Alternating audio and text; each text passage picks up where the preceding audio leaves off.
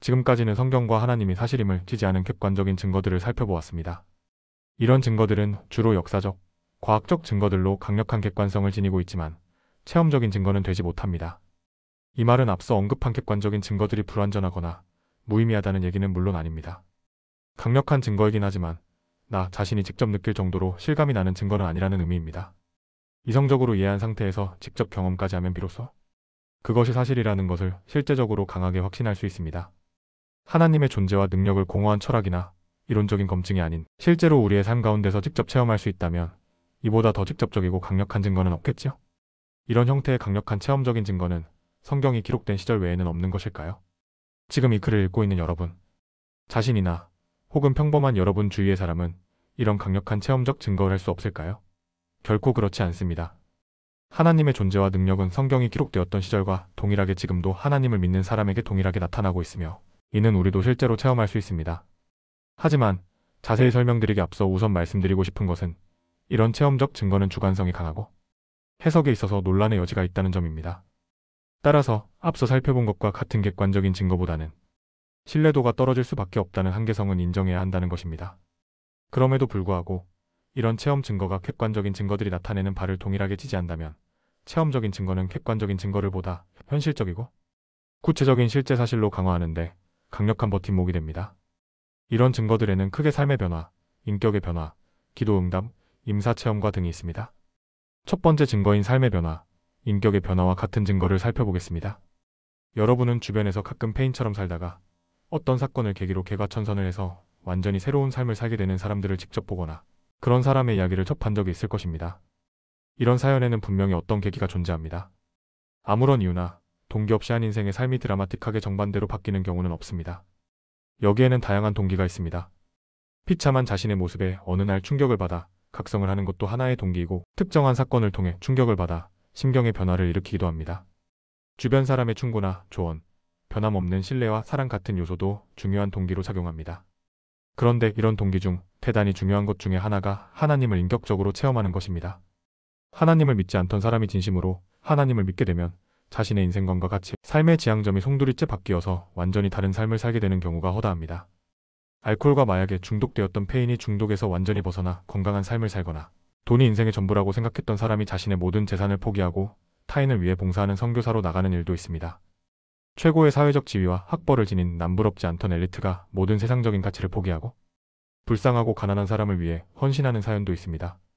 이런 일화는 너무나 많아서 제가 일일이 다 소개하는 것이 불가능할 정도입니다.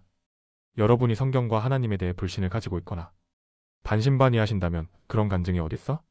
있다고 해도 아주 드물게 있거나 그것도 기독교인들끼리 다 조작한 것이지라는 의혹을 제기하는 분이 분명히 계시리라 확신합니다. 분명히 그런 식으로 조작하는 경우도 있겠지만 인정해야 할 사실은 아무리 의심스러운 관점에서 바라보아도 도무지 반박할 수 없이 진실된 간증도 아주 많다는 것입니다. 단지 내가 믿고 싶지 않기 때문에 무수한 증거들을 아무런 근거 없이 부정하는 것은 합리적인 태도가 아니지요. 굳이 제가 어떤 특별한 간증 케이스를 소개해드리지 않아도 인터넷 검색에서 기독교 간증이라는 검색어로만 입력해도 어마어마하게 많은 수의 간증 케이스들이 쏟아져 나옵니다. 무수한 간증들은 신적인 존재의 개입이 없이는 변화가 불가능한 정말로 드라마틱한 상황에서 변화가 일어났음을 동일하게 증거하고 있습니다. 물론 드라마틱한 삶과 인격의 변화라는 증거는 하나님과 같은 신적인 존재의 개입이 없이 다른 요인에 의해서도 분명히 발생할 수도 있습니다. 따라서 이 자체가 하나님의 직접적인 증거로 100% 단정할 수는 분명히 없습니다. 하지만 적어도 하나님의 개입에 의해 삶의 변화가 일어났던 사람들의 케이스에서 국한하는 경우 그들의 변화의 유일한 원동력이 하나님의 개입인 경우입니다. 이런 경우는 하나님의 존재가 아니고서는 설명이 불가능하다는 점 때문에 하나님의 존재를 시사하는 경험적인 증거로 생각할 수 있습니다. 두 번째 증거로 기도 응답이라는 증거를 들 수 있습니다. 하나님은 우리의 기도에 응답해주는 분이라고 성경에 기록되어 있습니다. 우리가 하나님을 간절히 찾으면 만날 수 있다고 성경에 기록되어 있습니다. 만일 성경과 하나님이 진실이라면 우리가 하나님께 간절히 기도하면 하나님께서 기도에 응답해 주셔야 한다는 결론이 나옵니다. 만일 기도 응답을 체험한 케이스가 전혀 없다면 하나님은 존재하지 않거나 성경은 거짓이라는 결론을 내릴 수 있습니다. 그렇다면 소위 말하는 기도 응답이라는 것이 실제로 있는지 궁금하시죠? 실제 이런 케이스들 역시 무수히 많습니다. 앞서 말씀드린 기독교 간증과도 겹치는 부분인데요. 하나님을 믿고 삶이 변화되는 과정에서 기도하는 가운데 실제로 그러한 응답이 이루어지는 체험적인 일화 역시 셀 수 없을 정도입니다. 물론 이 기도 응답이라는 것 역시 주관성의 문제를 결코 피할 수는 없습니다. 그냥 자연스러운 현상이나 자연적인 요소에 의해 이루어진 것을 하나님이 기도에 응답해 주셨다라고 착각하는 경우 역시 분명히 존재함을 인정합니다. 그럼에도 불구하고 이런 류의 애매모호한 기도 응답 말고 정말로 신적인 존재의 개입이 없이는 결코 일어날 수 없는 기적적인 체험이나 응답을 받았다는 케이스도 대단히 많다는 사실을 부정해서는 안 됩니다. 병원에서 치료를 완전히 포기한 상황의 말기. 암 환자가 순수하게 하나님만을 의지해서 기도로만 암이 완치되는 경우도 널려 있습니다. 그것도 아주 빠른 단기간 내에 말이지요. 이런 경우는 의학적 개입이라는 혼란 변수가 빠져 있고 아무리 생리적인 치유 메커니즘이 활성화되어도 의학적으로 단기간 안에 암이 완전히 사라져버리는 일은 있을 수가 없기 때문에 신적인 존재의 개입이 없이는 설명될 수 없습니다. 제가 말씀드리는 체험적 증거는 이렇게 생각할 수도 있고 저렇게 생각할 수도 있는 종류의 애매모호한 증거까지 포함해서 말씀드리는 것이 아닙니다. 지극히 회의적인 시각으로도 신적인 존재의 개입이 없이는 도저히 설명이 불가능한 케이스들이 존재하고 전 세계에서 셀 수 없이 많을 정도로 있다는 것은 무엇을 의미합니까? 한두 케이스는 억지로 조작할 수 있지만 무수히 많은 케이스들이 사실이 아님에도 모두 조작될 수학적 확률은 지극히 낮지요. 결론적으로 신적인 개입에 의한 초자연적인 기도. 응답이나 하나님의 역사하심의 체험적인 증거는 분명히 하나님의 존재를 지지하는 증거로 이용될 수 있습니다. 마지막 증거는 임사체험과 같은 증거입니다. 임사체험은 사람이 거의 죽음을 맞이할 무렵 육체에서 영혼이 분리되어 사후 세계를 경험하는 체험입니다. 과거에는 이런 체험을 신비주의적이거나 꿈과 유사한 무의식적인 정신활동 정도로 치부했으나 임사체험에 대한 보고가 많아지면서 의학적으로도 임사체험이라는 현상에 대해서 객관적으로 접근하려는 시도가 나타났습니다. 현재는 임사체험이 의학 저널에서 다루어지기까지 할 정도가 되었습니다. 성경에서는 사람이 죽으면 육과 영혼이 분리되고 최종적으로 하나님을 믿은 성도는 천국으로, 하나님을 부정하거나 악하게 산 사람들은 지옥으로 던져진다고 기록되어 있습니다.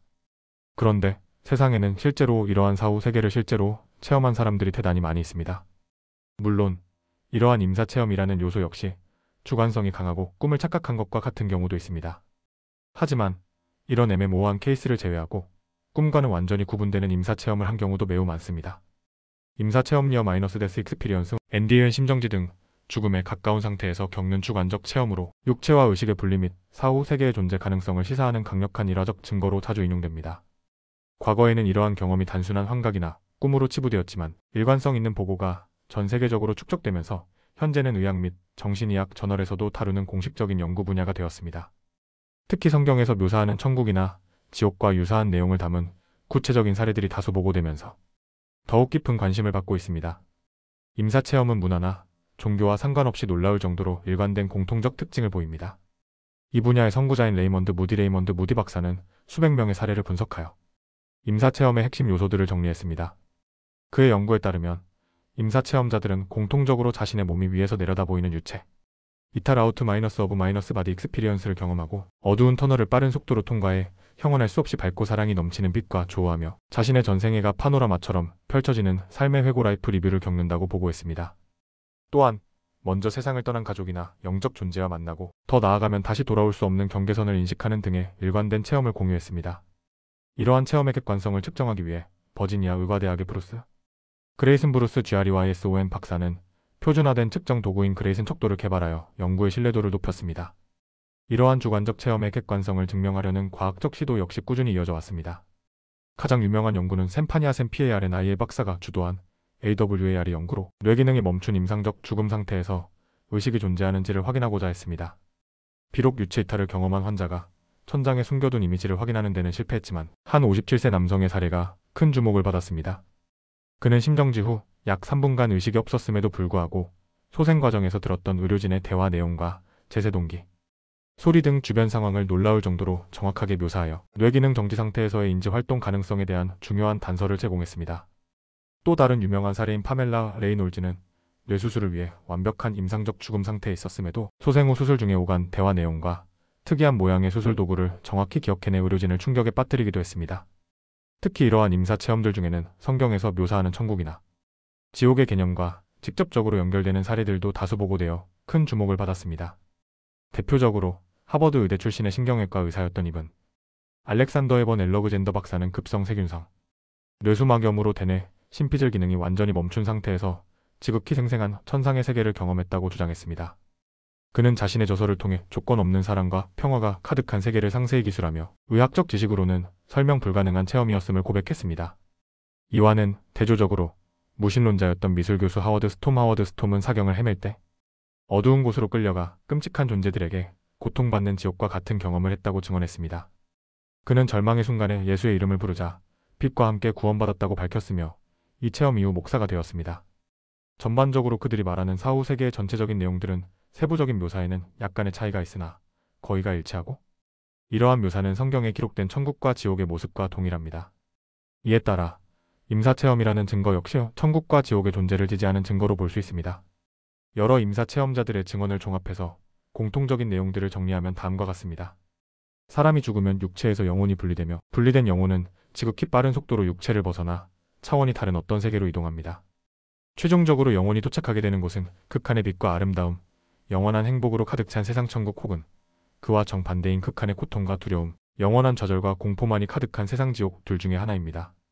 천국과 지옥의 세부적인 묘사는 성경에 나와 있지 않은 부분도 있지만 적어도 성경에 나와 있는 천국과 지옥에 대한 묘사는 그들의 경험과 일치합니다. 천국에는 12개의 진주문, 투명할 정도 맑은 정금이 깔려 있으며 너무나 맑고 투명한 수정바다, 지상과는 비교할 수 없을 정도로 아름답고 광대한 자연, 하나님의 영광의 빛으로 가득합니다. 천국은 고통도 눈물도 아픔도 필요도 없는 극한의 행복의 장소입니다. 지옥은 상상할 수 없이 뜨거운 유황불이 실제로 존재하며 하나님을 부정하거나 자신의 욕망에 따라 산 사람들이 영원히 끝나지 않는 고통 속에서 신음하고 있습니다. 상상할 수 없을 정도로 끔찍한 방법으로 끝없이 고문당하고 불에 태워져도 결코 죽지 않으며 지옥에서의 1초의 고통은 지상에서의 가장 강력한 고통을 모두 합친 것보다 더 큽니다. 천국과 지옥 체험을 하는 과정에서 하나님의 존재를 알게 되었고 그 과정에서 하나님의 음성을 들었으며 실제로 천국과 지옥이 존재한다는 것을 알리라는 명령을 받았습니다. 상충되는 정보를 제외한 이러한 여러 간증에서 공통적으로 일치되는 속성을 종합해보면 천국과 지옥이라는 사후 세계는 실제로 존재하며 이러한 사후 세계는 성경에서 언급한 천국과 지옥과 일치한다는 결론을 얻을 수 있습니다. 이러한 환상이나 사후 체험에 회의적인 시각을 가지고 있는 사람은 그런 경험은 일종의 무의식이 강력하게 발현된 꿈이나 환상과도 같은 허상에 불과하지 실제하는 세계가 아니다라고 주장하기도 합니다. 임사체험을 뇌의 무의식적 활동이 만들어낸 꿈이나 환상과 같은 허상에 불과하다고 주장하는 회의적인 시각은 현상 이면에 담긴 여러 중요한 특징들을 간과하고 있습니다. 이러한 주장은 임사체험의 본질적인 특성, 즉 체험의 생생함과 지각의 명료성, 보고되는 내용의 놀라운 일관성, 그리고 체험이 개인의 삶에 미치는 심오하고 영구적인 변화를 설명하지 못하는 근본적인 한계를 가집니다. 첫째로, 임사체험은 체험 당사자들이 한결같이 꿈과는 비교할 수 없는 차원의 경험이었다고 증언한다는 점에서 꿈이나 환상과는 근본적으로 구별됩니다. 잠자는 동안 겪는 일반적인 꿈이 종종 비논리적이고 희미하며 깨어난 후에는 쉽게 잊히는 반면 임사체험은 실제 현실보다 더 실제 같을 일, 이해할 땐 일, 초월적 명료함을 특징으로 합니다. 체험자들은 육체적 감각이 소멸된 상태에서도 자신의 의식이 그 어느 때보다 또렷하고 생생하게 작동했다고 보고합니다. 이 체험이 남기는 정신적 각인은 매우 강력하여 천국과 같은 긍정적 경험을 한 이들은 죽음에 대한 두려움이 사라지고 이타적인 삶을 추구하게 되는 반면 지옥과 같은 고통스러운 경험을 한 이들은 수년간 지속되는 극심한 정신적 외상에 시달리기도 합니다. 이는 단지 강렬한 꿈이 남기는 일시적인 감정의 파동과는 질적으로 다른 존재론적 충격에 가깝습니다. 둘째로, 만일 사후 세계에 대한 경험이 개인의 무의식이나 문화적 배경이 빚어낸 상상의 산물이라면 그 묘사는 사람마다 제각기 다르고 예측 불가능해야 마땅합니다.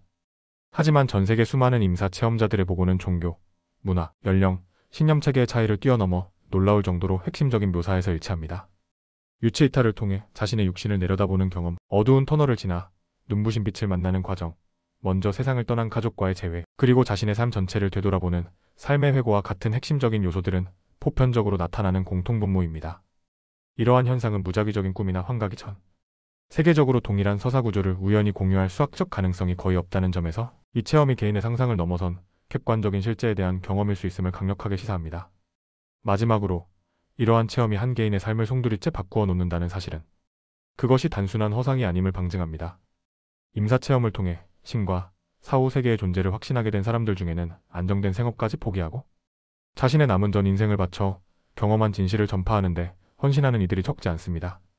저명한 신경외과 의사나 성공한 사업가와 같이 사회적으로 확고한 지위를 가졌던 인물들이 조롱과 비판을 감수하면서까지 자신의 세계관을 180도 바꾸고 영적인 메시지를 전하는 삶을 선택하는 것은 그 경험이 자신의 존재를 뿌리부터 뒤흔들 만큼 압도적이고 실제적이었기 때문일 것입니다. 또한 이러한 증언의 수는 한두 사람의 거짓말로 치부하기에는 전 세계적으로 너무나 방대하게 축적되어 있습니다. 이처럼 임사체험이 가진 초월적 현실감과 보편적 일관성, 그리고 삶을 변화시키는 강력한 힘은 그것이 사후세계와 영혼의 실존을 지지하는 매우 의미 있는 증거가 됨을 보여줍니다.